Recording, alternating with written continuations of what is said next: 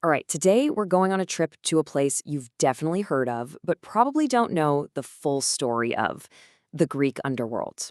And I want you to forget everything you think you know. This isn't just some spooky realm of ghosts and gods, it's a super detailed and honestly treacherous roadmap for the soul's journey after death. I mean, it's the biggest question of all, isn't it? Every culture has tried to answer it. But for the ancient Greeks, it wasn't a simple choice between heaven and hell. Oh no. They imagined this complex, almost bureaucratic, and deeply psychological trial that, you'll see, feels surprisingly modern. And that's the key right there. For the Greeks, the afterlife wasn't about arriving somewhere. It was an epic journey, a whole series of trials that kicked off the very second your soul left your body. You had to navigate this dangerous landscape, face down your own past, and in the end, make a choice that would define your existence forever. So, your journey begins in the realm of Hades. And look, this isn't just some vague, shadowy place. It has an actual geography. It's got meadows filled with these pale asphodel flowers, and most importantly, this whole system of rivers that you absolutely have to cross. Think of Charon as the ultimate grumpy bouncer. To get across the river and into the heart of the underworld, you had to pay him. That's actually why the Greeks would bury their dead with a coin in their mouth. And if you didn't get a proper burial and you couldn't pay, too bad. He'd turn you away, and you'd be left to wander the riverbanks as a lost spirit for 100 years, never finding rest. So let's say you pay your coin and get across. Now you face the real obstacles. These 5 rivers aren't just water, no. They represent the emotional and psychological hurdles a soul has to get over to let go of its mortal life. Each one forces you to confront a different piece of what it meant to be human. First up is the one you've probably heard of, the Styx. This is the river of pure, unbreakable hatred, and it literally formed the boundary between the living and the dead. Its power was so absolute that even the gods took it seriously. If a god swore an oath on the Styx and then lied, they'd be kicked out of Olympus and stripped of their powers for years. Next, you have the Aeron, the River of Woe. This is the main waterway that Charon actually paddles across. Crossing this huge, murky, swampy lake meant facing all the pain and misery from the life you just left behind. It's like the official, sorrowful front door to the depths of Hades. And remember those poor souls who couldn't pay the ferryman? This is where they end up. The Cocytus, the river of wailing. You can just imagine the sound, just endless crying from those who were denied passage. It's this constant, horrifying reminder of how important those burial rites were back on Earth. The trip gets even crazier with the Phlegeton. This is a river of pure fire. It doesn't actually consume anything, it just burns, endlessly, flowing down into the deepest pit of the underworld.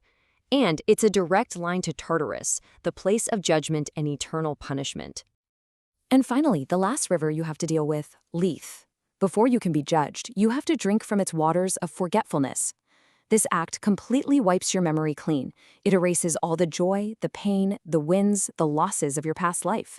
It's a total reset, getting your soul ready for whatever comes next. Okay, so once you've navigated the rivers, the soul gets to a point that's less about geography and way more about philosophy. Plato, in his famous Myth of describes a judgment process that goes way beyond a simple thumbs up or thumbs down. It's all about cosmic choice. Get this. After your soul has spent 1,000 years being rewarded or punished, you're brought before the fates. And laid out in front of you are all these different patterns of possible future lives. You could be a king, a tyrant, an artist, even an animal. And you, the soul, get to choose which life you're going to live next. And here is the absolutely radical idea. Plato is saying your destiny isn't up to the gods. It's on you. You are responsible for the life you choose to live next. The gods are blameless. I mean, that is such a powerful statement about free will and personal accountability that it literally shaped Western philosophy for centuries. But what about the souls who committed crimes so awful they were considered incurable? Well, for them, there is no choice. There's only an eternity in Tartarus. This deep, dark abyss, a divine prison reserved for those who sinned directly against the gods themselves. The punishments in Tartarus aren't random at all. They're deeply symbolic, meant to be eternal warnings. Each torment is this kind of poetic, horrifying reflection of the sinner's crimes on Earth. Let's just run through 3 of the most famous inmates. You've got Tantalus, who tried to trick the gods and is now cursed with eternal hunger and thirst, with food and water just out of his reach. Then there's Ixion, who lusted after a goddess and is now strapped to a spinning wheel of fire for all time. And then there's Sisyphus, whose pride made him think he could cheat death itself. His punishment is the ultimate exercise in futility. But, it's Sisyphus whose story takes this fascinating modern turn. I mean, he is the poster child for meaningless suffering, the ultimate symbol of the absurd human condition. Or is he? Just imagine it for a second. Pushing a giant boulder up a mountain, every muscle straining. And just as you get to the top, it rolls all the way back down. Every single time. Forever. It's designed to be the most soul-crushing, spirit-breaking punishment imaginable. So is that it? Is a life of pointless, repetitive labor the greatest tragedy there is? Is there really nothing more to his story? And then, thousands of years later, the philosopher Albert Camus comes along, looks at this myth, and says something totally out of left field. One must imagine Sisyphus happy. Happy? How in the world could that be possible?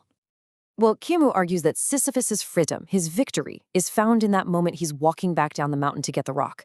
In that moment of clear-eyed consciousness, when he fully accepts the futility of his task, without any hope of it changing, he becomes the master of his fate.